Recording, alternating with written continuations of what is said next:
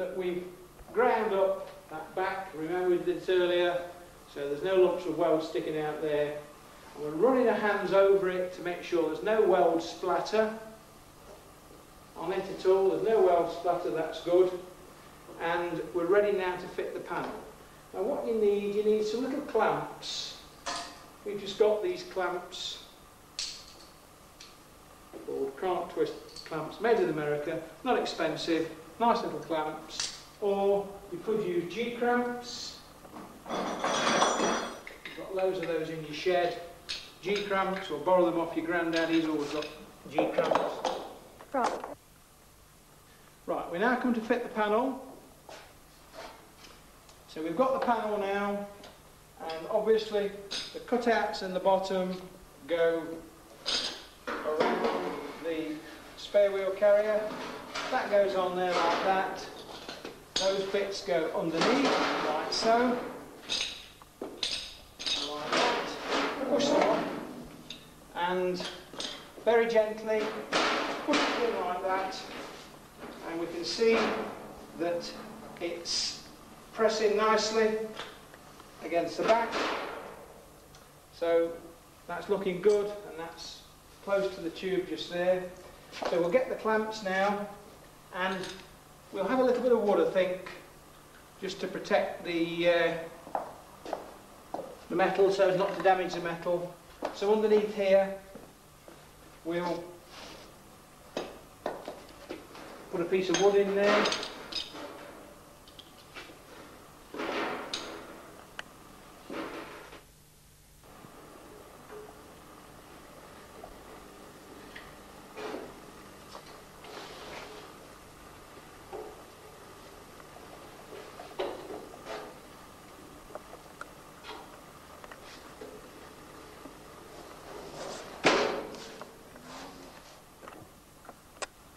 Right, we've got the panel in position now. It's held on by a couple of G-clamps, 2 bits of wood, and it's pressed against the tube. We've got the panel pretty flat onto the lower tube. What is most important is that that hole just misses the down stay from the roll bar. The tank is a very tight fit, as you probably appreciate, so that must be pretty close to that. So if you put your finger through, you can see we're about a 1/4 inch off that tube. So don't have the tube encroaching through the hole. We've got to make sure it's straight along the bottom. So we're going to put that straight edge, I'm using a spirit level, along the bottom, and then we can see that there's a indulation in the bottom panel. So with these new magic clamps I've got, I'm putting that on there and just wind it up gently, and that'll just push the panel in.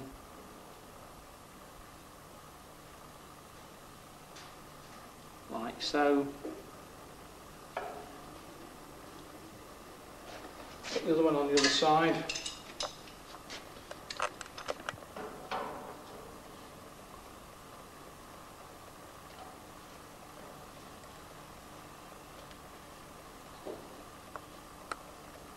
Okay.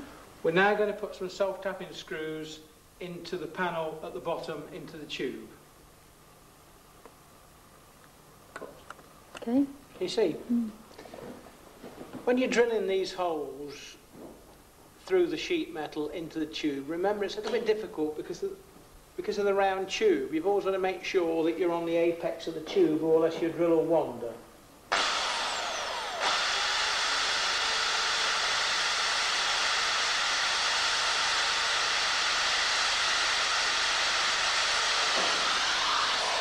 Remember that you should be wearing goggles when you're drilling, particularly when you're drilling low down like this, because the drillings will fall downwards into your eyes, so just be very careful. Nothing's more annoying when you're building a kit car to have to spend hours at the eye infirmary having bits of metal taken out your eyes. It's a real waste of time.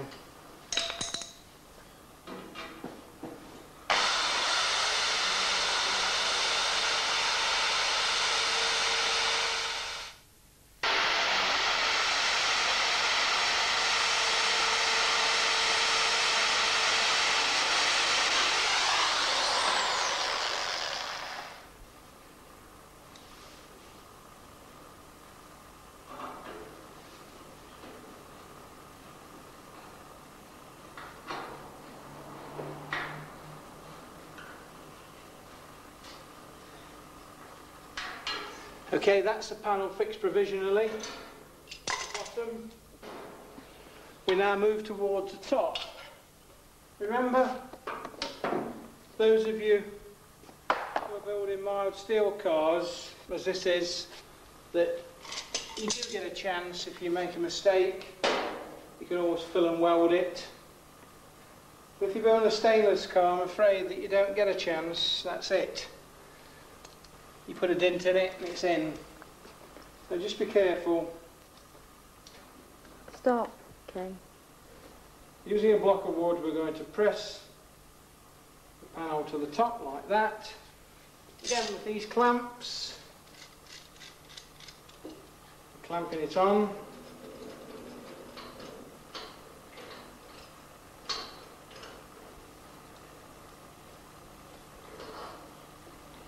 You really can't have too many clamps.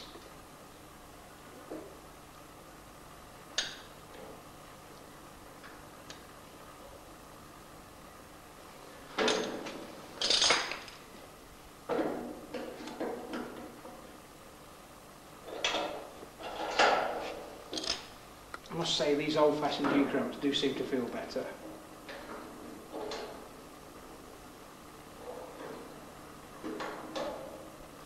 These are record ones. They weren't that expensive. So I think they're trying to make a bit of a comeback after all the Taiwanese imports. So we're now going to tap over the top of the body. Now you should really use a wooden mallet for this, or a hide mallet. But I'm going to use what you've probably got, an ordinary ball peen hammer. So on the very edge like that, tap in the middle a little bit.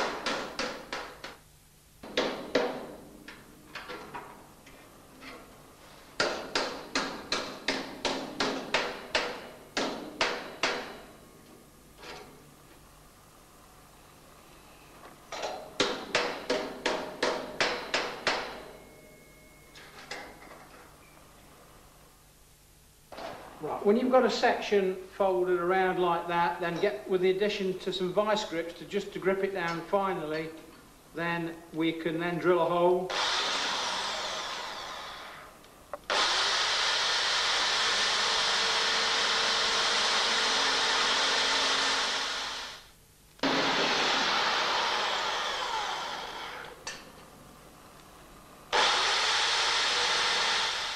All along the straight bit of the top panel, the back panel, fasten it down like that and screwing it all the way along.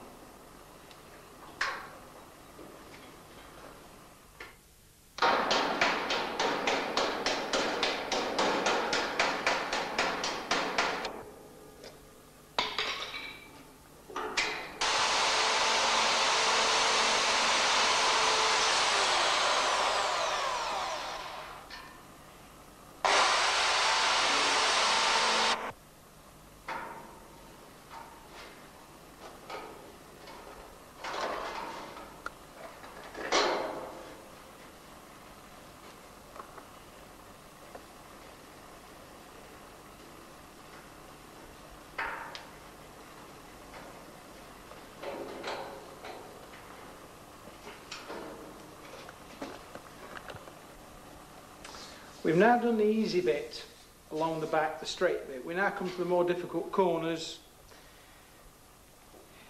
It's important that you get the metal as close to the tube as possible. So the way we've bent it, it's quite good. We're going to now push it forward like that, so that the gap there is closed. So it's pretty good, that's pretty close. So I'll put the clamp just here, this time without wood. I'm a little bit desperate. Be very careful, it's right on the apex, that should be alright, it shouldn't mark it. So we're going to put that there like that. Not ever so tight, we're nearly up on the corner, and we're going to just try to push it that little bit, and it's moving on that clamp, that's good. So with a little block of wood and with the old trusty G-clamp, we'll put that there, and we're going to just pinch that little bit we need on the corner to get it up tight. So we've got that pushed close in that corner, another block of wood there, tighten it up again, and we're pushing the metal forward, taking all the gaps up. So when we've got it all pushed forward, then we're finally going to tighten this clamp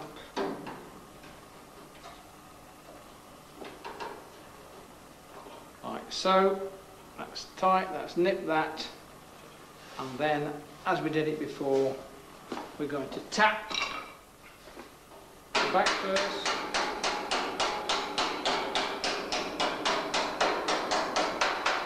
over like that,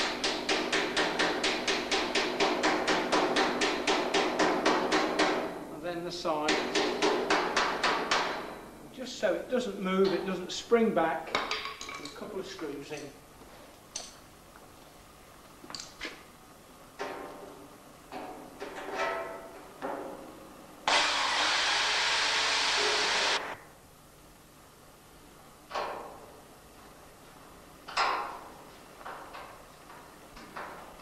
Right, that's secured that. Take off the clamps, and we're now going to form the corner. Now we've got a slight problem in so much that truthfully there is too much metal on this corner to form over, or the skill that, that you've got to form whatever. So we're going to cheat a little bit. We're going to trim it off. We're going to remove some of the metal from the corner, so that we're not going to be forming over so much metal. So with a pair of cutting shears, we're going to trim away the corner, and we're aiming really at just having about 3/8 of an inch of material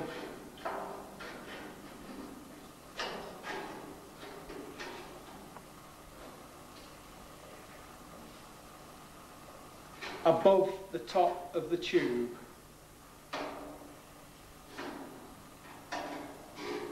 We're cutting a semicircle out,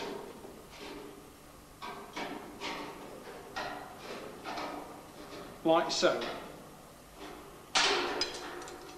And that's going to make it a lot easier to form over.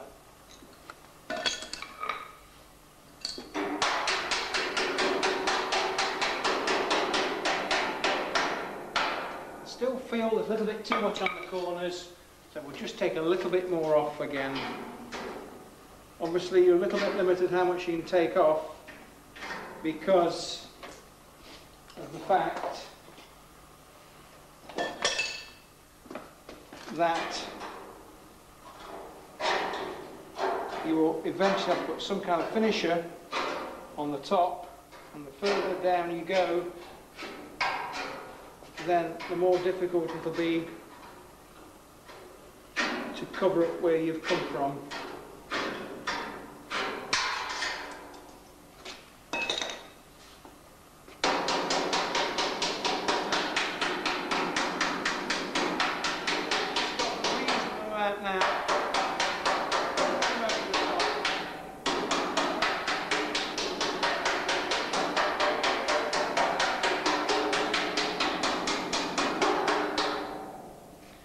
From this side, from this side.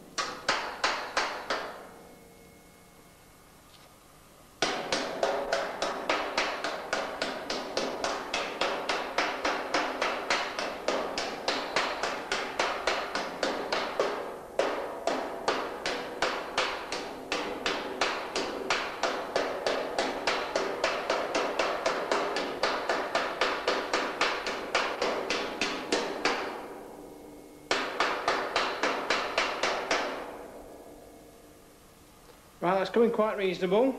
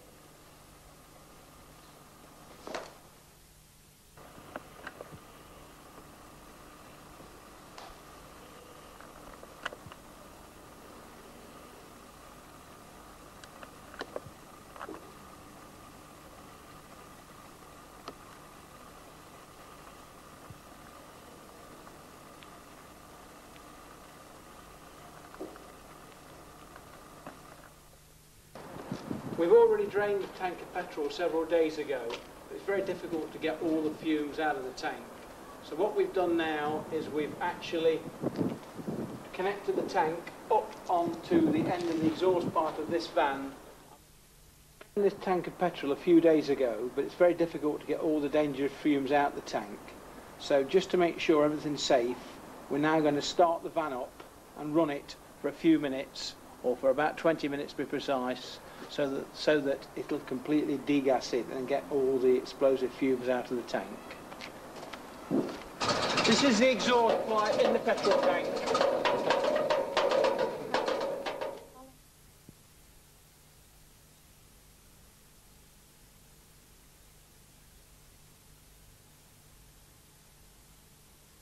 The next stage now is we're going to move on to the fuel tank, the petrol tank that we degassed earlier.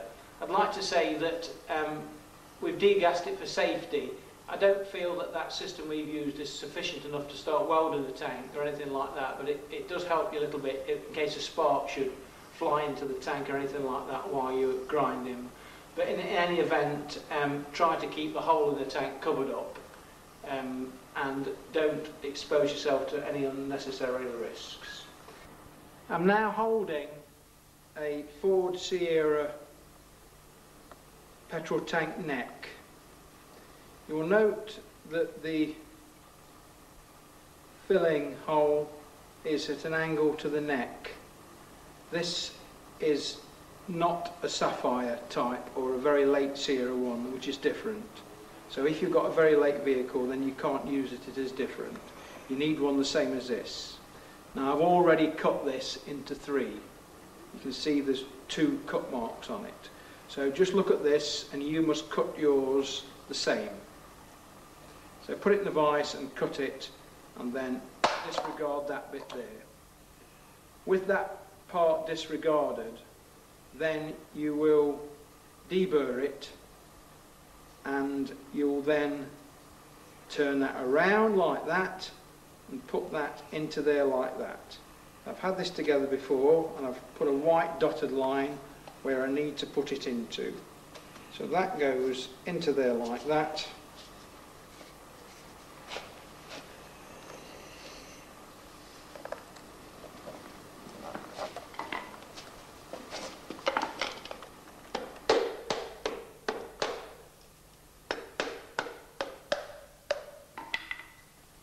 And that pushes in there like that. You see there's quite a bit of movement there, but it does fit quite snug. Now that is your new filler neck for your Robin Hood 2B. Now obviously we've still got to seal that around there. That is something that can be sealed with a petrol resistant adhesive.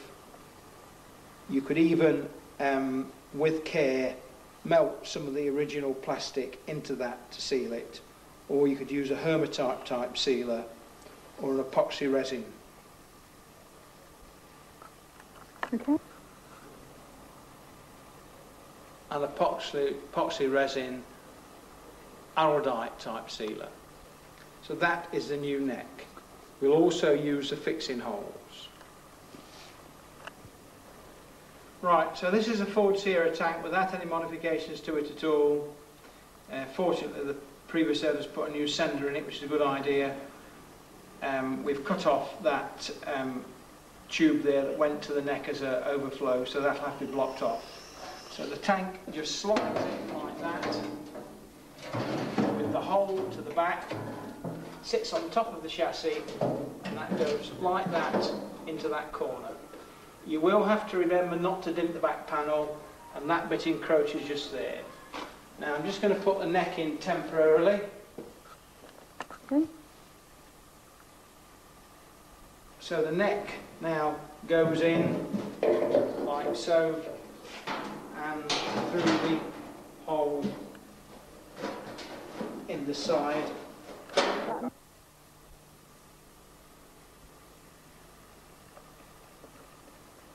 Okay. Size is only to locate the tank. We still need that rubber gasket, that seal that goes around that, and there's still some movement in that for adjustment. Remember that, as I said, not to dent the back panel, and it's a good idea to put a large sheet of plywood on the back panel, quite a substantial piece, round about ½ inch thick or 3/8 thick, because you're going to fasten the spare wheel threaded rod to that.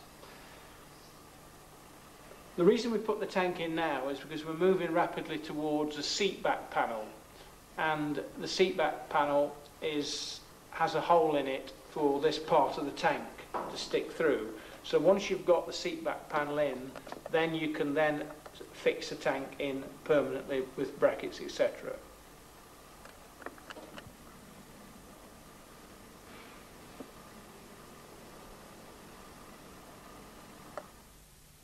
There is an alternative to the Ford Sierra petrol tank that you've seen on the earlier videos. That is one of the two tanks that's available as an extra from Robin Hood Engineering. Both tanks are made from stainless steel, and both are easy to fit, and both give you an awful lot more room in your luggage space. Basically, the standard tank fits in quite easily, and the larger tank is a little bit more difficult to fit. So I'll just start off by showing you how to fit the smaller tank. This can be fitted simply by threading it through the roll bar aperture, and then it goes down and it fits against the two down tubes and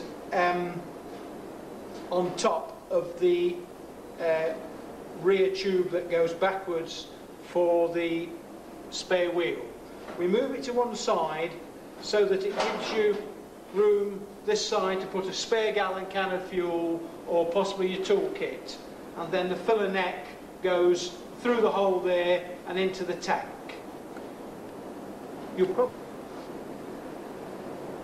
The original Ford Sierra filler neck goes through this hole, and you will have to adapt it to fit into the tank. Obviously the rubber gasket that you receive, the neck pushes into that. You'll find that there are two different types from the early and the late Ford Sierras, and they're both different, and you will have to adapt them to fit. That was a medium capacity tank. This is a large capacity tank that's a little bit more difficult to fit and to thread in. Obviously you'll have to take the wheel off and the suspension shock absorber and the spring, so that you can thread it in through here like this. So you'll see it goes through the hole, up like that, and then in the tank lid like that. Be careful that you don't dent the side panels with the core of the tank. It is a tight fit, so make sure you don't put dents in the side, and that pushes down like so, and again the filler neck is in the same position like that. With regards to the other end, where you set studs welded on the tank, you're given a cork gasket that you've got to cut to put in between the sender and the tank, and then it's just screwed down with these large washers to hold in place. Good idea, some red hematite on the gasket so it doesn't leak. You'll then need to cover the floor with plywood and box it all in to stop the weather getting up.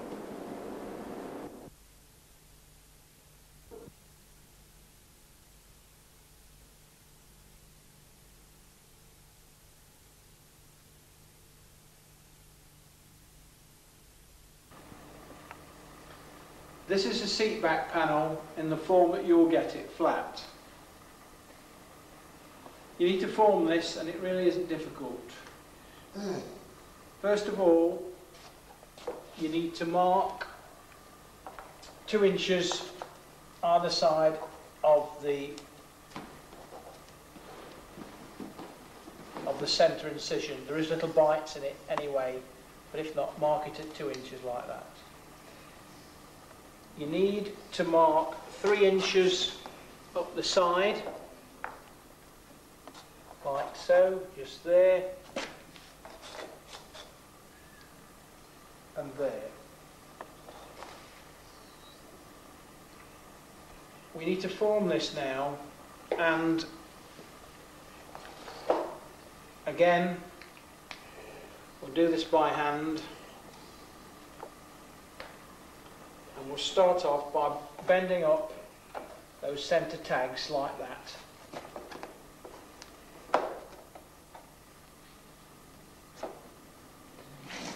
We're then going to follow the sides. So at that point there, not where the cut terminates, but just there,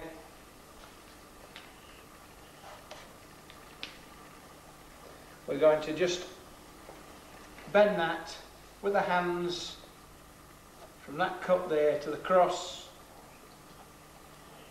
at just under 90 degrees.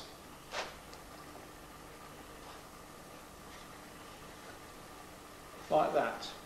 A kind of casual bend. Then from the incision there to that 3-inch mark, again, we'll bend that like that. The point in the middle where we've marked the 2 inches, we'll use a little bit of timber just to help us with that. So we'll put the timber there like that, and we'll kneel on it. We'll just bend that up at just under 90.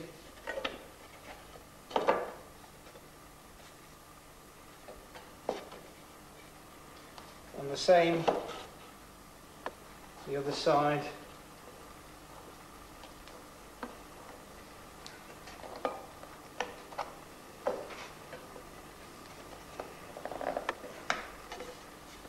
Just under 90.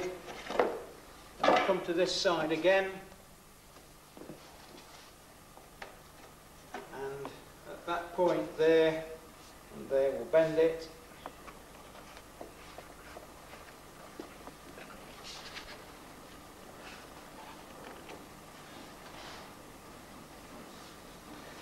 Bend it there, 3-inch mark like that.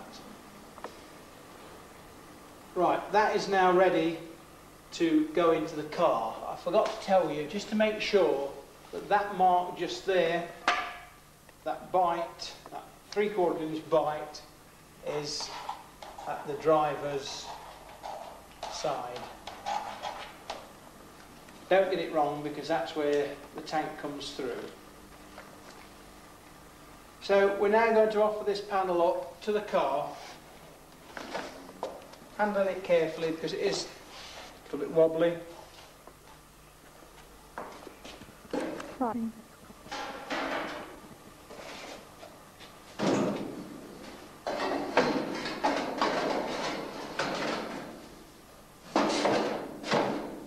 That goes in there like that, and we're going to get it as central as we can. You'll see that that step down there is level with the top of the roll bar centre section, and we're going to just bend that flap a little bit more just there.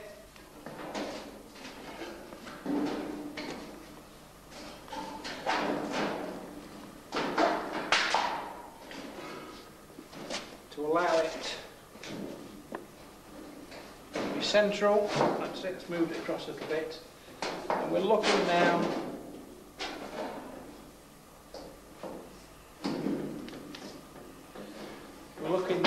to still move it another 1/4 inch.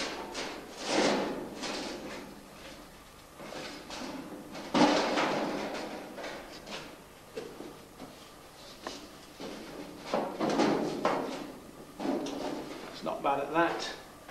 And we do need that top of that step to be level with the square bar. Now we're going to, with a piece of timber, a couple of G-cramps, and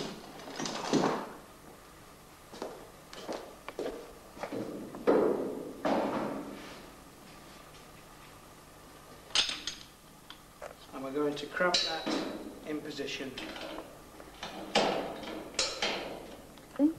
Right, provisionally clamp this, and you'll see that that step's level with the top of that almost, and that's pretty flush with the end of that and flush with the end of that. So we're now going to tighten up these clamps. You'll see that's going to start to press the panel to that square section bar. And you see it's forming into position, and it's actually forcing it in like that. Now that's, I'll just step that down a little bit there. We're now going to supplement this with some more clamps. Cut. And finally, tighten all the clamps up quite tight.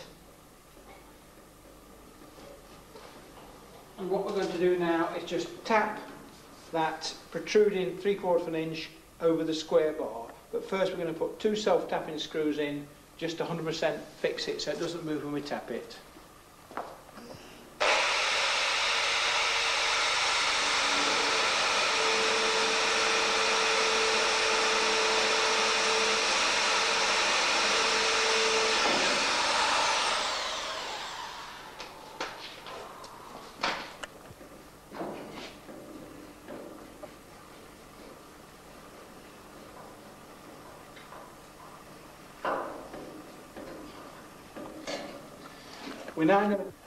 We're now going to tap over this top clip. We're using a block of wood to make a neater job.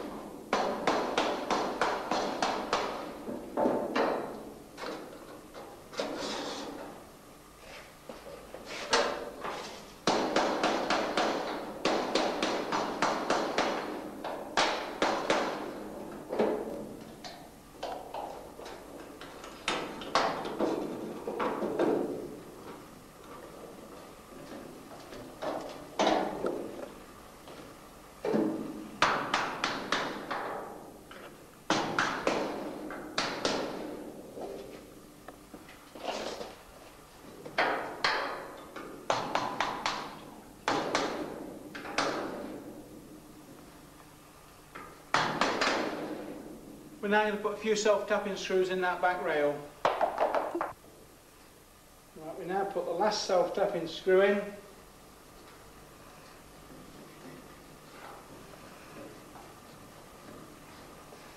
Now take the clamps off and take the timber off.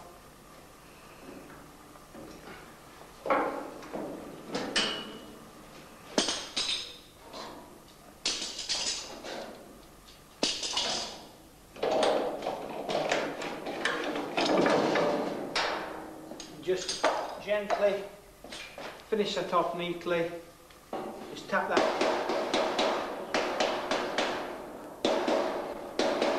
Really neat. Right, we now come to the rest of the panel. And it really is just a matter of gently just pushing it like that.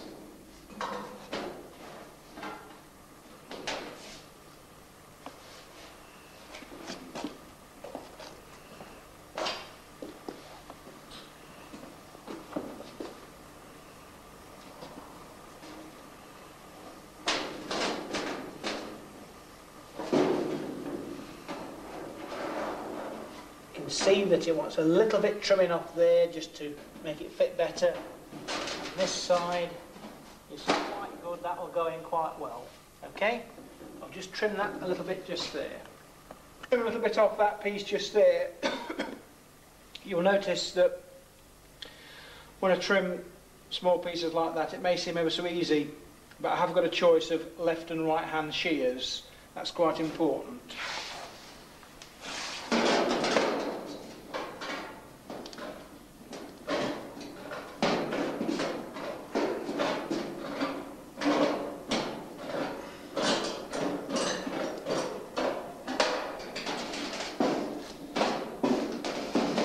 Okay, we're now going to try to ease this in position now.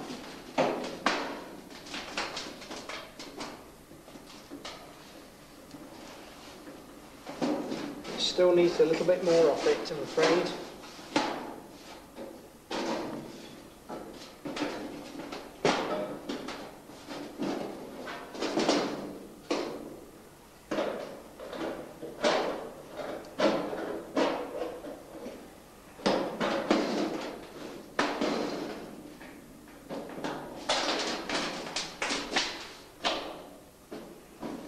That's it. Now you'll notice that that flap is above the other section.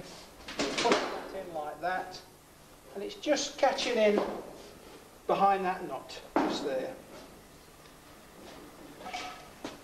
We'll do the same the other side. Press that in gently like that, and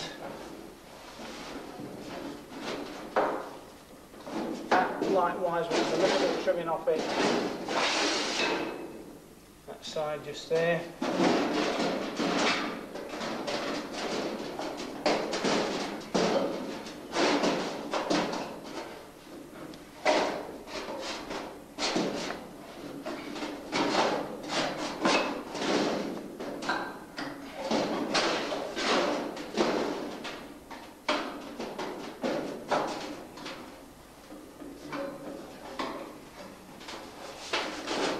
Press that in like that. That's looking quite good. And just spring it past that like that. And that can stay there like that. So basically, apart from bending these two tags over like so, pressing that like that, and that like that, that is the seat back panel provisionally fitted. We will have to take it out again because the tank isn't in for keeps. We can move the tank like that, and that fills that aperture quite well. So we've obviously still got to fit the tunnel. We've got to fasten it down at the bottom, but that is it fitted provisionally. We won't do any more to it now because we will take it out again for the next stage, but you can see that's quite clean, quite precise, and quite neat. This is the position the tank will finish up in. We've still got to put some P-clip brackets off that tube there to hold the tank just there. We'll have an L-shaped bracket off the side just there. Off where? Off the side, just there onto the tank. You'll see that once you've got a cover on here, there will be a little bit of room on top of the tank, but also there's quite a lot of room at the side. But you will have to make a floor in here yourself, preferably out of plywood, that will ledge on the tank and sit on the rear spring top. And that'll give you quite a bit of room just there. Obviously, into the future, towards the end of 1999, we will be offering tanks, Robin Hood tanks at a smaller capacity, but will give you a lot more boot space.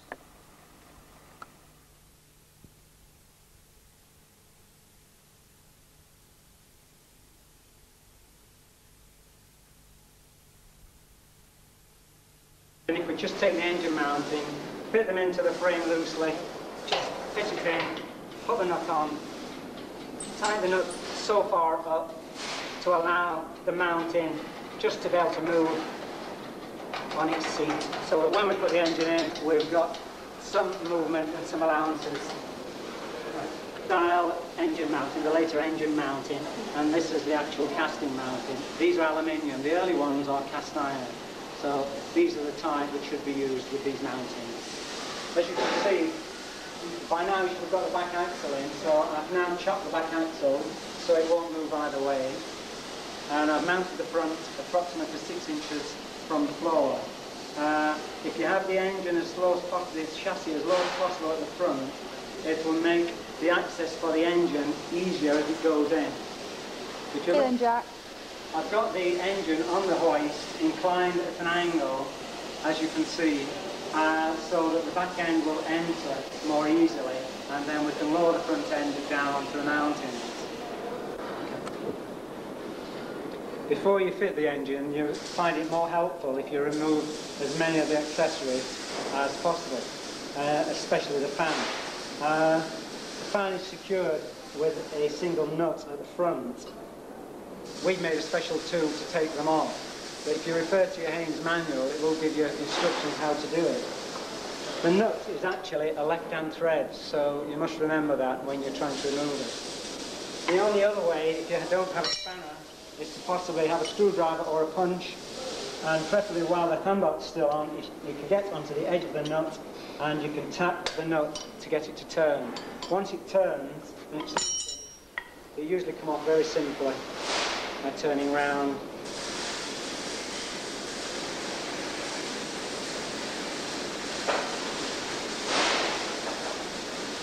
Until it removes. As you can see, if you look, there's a single nut there, and it is a left-hand thread. Before you fit the engine, it's a good thing to drain the oil out, because otherwise you'll have oil dripping out as you're fitting it. Unfortunately, these engines don't have a drain plug, so it's not so easy to drain them. One way is to take the side plug out and tilt it on its side and drain it that way. But in either case, however you do it, make sure that the gearbox is drained and the plug is loose, so that when it comes topping up, you haven't got any problem. It may be a good thing to actually leave the plug out, and then this will remind you that you haven't actually filled it with oil. Another point to bear in mind when you're fitting it is that the speedo cable is rather difficult to reconnect once you've put the prop shaft tunnel in. So it's a good thing once we've got the engine in to actually fit the cable and fit the circlip in and then curl it out, down out of the way so that you can put the floor in. But it is difficult to connect once you've put the prop shaft tunnel in. At this point, it's a good idea to check that your prop shaft actually fits. The prop shaft supplied with the kit is the 35mm, and occasionally these gearboxes do have a 30mm. It's very rare, but some of them do. If by any chance you happen to get one, if you ring Gina, she'll sort it out for you. Also, on this gearbox, this is the 5-speed box, there's a little flange just here where I've marked it, as you can see.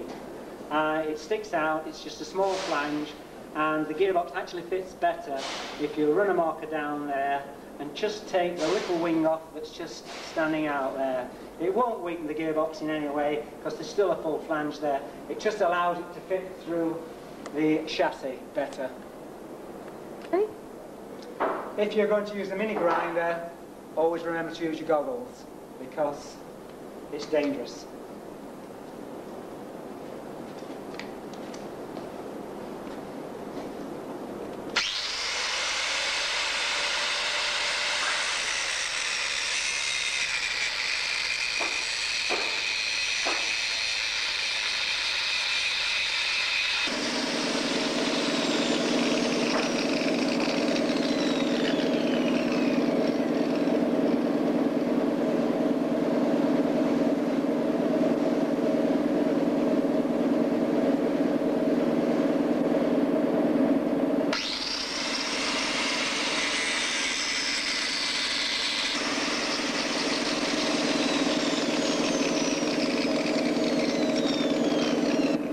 Now got the engine in position with the chassis, we're now going to thread it in forward.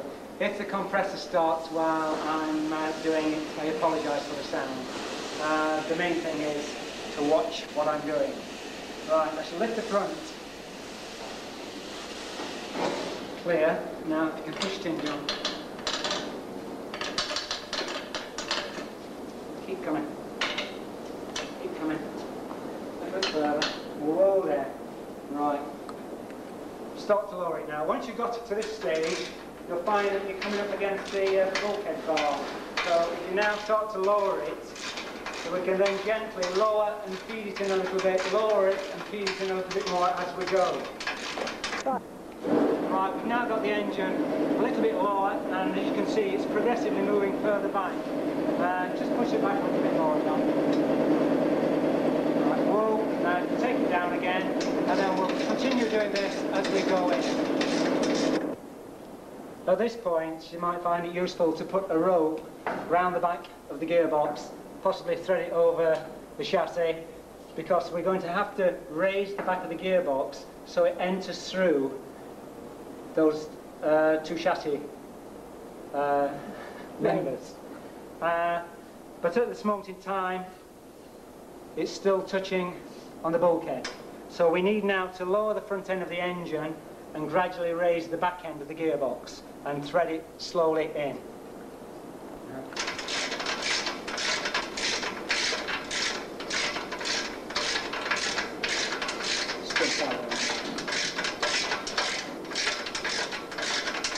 Go on then.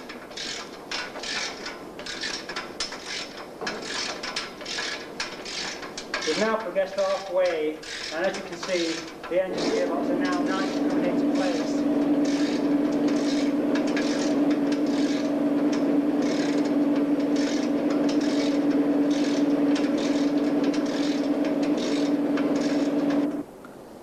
As you can see, the engine now is almost sitting on its mounting.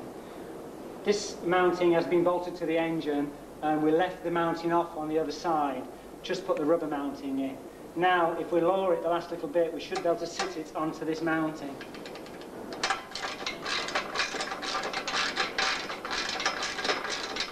As you can see, it's nicely dropping onto the mounting. Well done. Must stress at all times, always keep your fingers clear. If you're going to block it up, always make sure it's secure, and don't let... Stop until we go, Alex. I'm close. The other engine mounting in position, and the engine at a point where it just fits on. If you just slot the mounting on, turn it round, get one of the bolts, line it up, get one bolt in.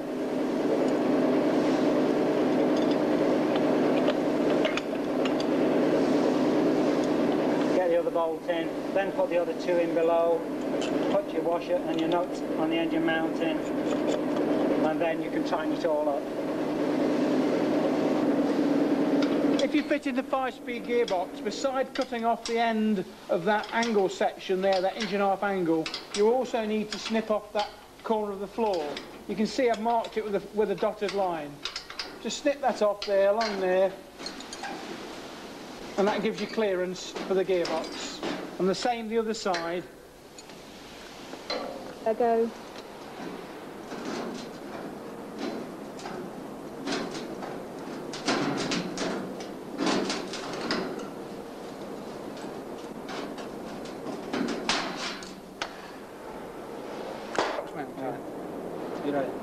But when we're fitting it in this application, the nut is in the wrong side. So what we're going to do is nut the nut out, it's on some small splines, and then we'll use nuts and bolts instead.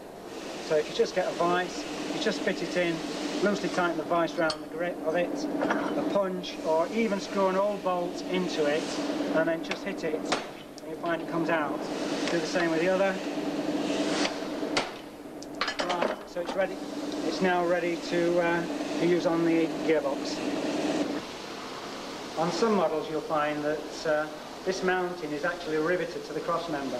So you've got a choice. You can either chisel the rivet out, you can drill it out, or use your mini grinder. If you use your mini grinder, don't forget to use your goggles. You don't require the engine mount, the gearbox mounting, so you can throw that away. As you can see now, we've got the front of the chassis quite high in order that we can demonstrate how to fit the gearbox mounting and centralise it. At this moment, the gearbox is just sitting on the cross member here. As you can see, it's still movable. So we need to centralise it in order to put the mounting on the underneath side. You can centralise it by looking at the little webs that we've cut off, and you can get an accurate setting for it. If the mountings, the engine mountings, are tending to give it a bias one way or the other, you can just loosen the mountings and you'll find you'll be able to sit it where you want it to stay. Or alternatively, you can just put a block in either side and just jam it centrally.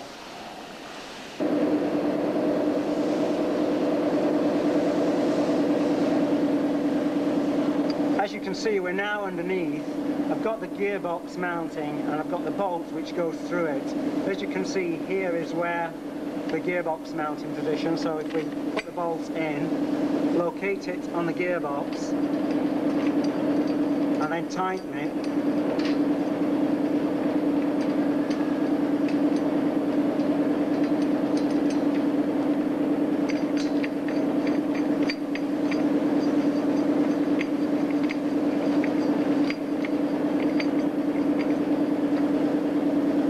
As you can see now, the mounting is quite close to the floor, so you can now mark it for the centre of the holes, and then we can take it off, and then we can get a drill and drill it through. I'm about now to drill a pilot hole through, but always remember, if you're working underneath, don't rely on just the hydraulics of a jack. Always make sure that you've got something substantial to protect you, preferably axle stands, or alternatively, don't work underneath the car. If there are any doubts about safety, don't work under the car until you've got something to make sure it's safe. Right. If you're going to drill, always make sure that you have your goggles on. You could do this down a pit. Yeah, if you've got an alternative, if you've got a pit, that's great, because then you can sit very safely and drill the holes. Right, I'm just going to put a pilot hole through.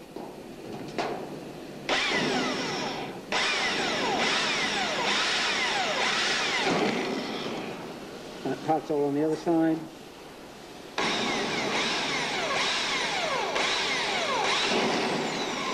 You can see those little turnings, and you can see why I've got the goggles on.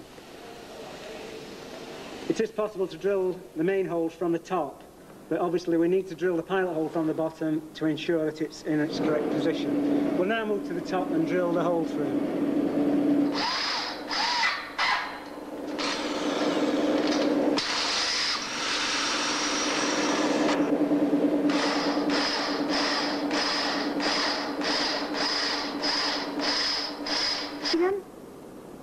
We've now drilled the holes through. I've slotted the bolts in from the top.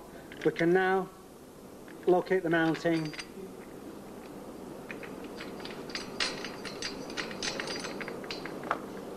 Just screw it up.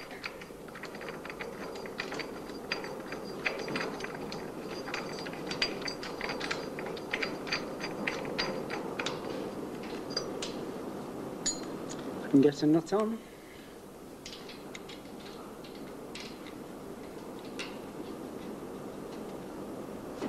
And a washer. We can push it a little bit tight on the other side. You might need to just lift it or prod it. On then. Right, I've just pushed it up with the back end of a hammer shaft so I can start the nut. Now I've got a nut and a washer on both sides. Get the spanner now and we can tighten the mounting up. And then the engine and gearbox should be secured in its position. Okay. Then finally tighten everything up. If you find that this is a little low, it is possible to trim some of it off so that it gives you a little bit more ground clearance. You can make a decision about that. It's easy enough to take out and put back later because the gearbox will actually stay sat in position on the mounting. Point you need to put the prop shaft in.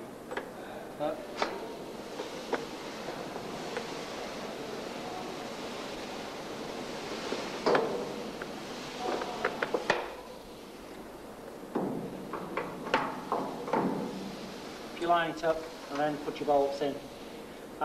Don't forget that these bolts are special, they're blue. When you take them out of the donor, make sure you put them somewhere safe and that you don't lose them because they're the only bolts that fit.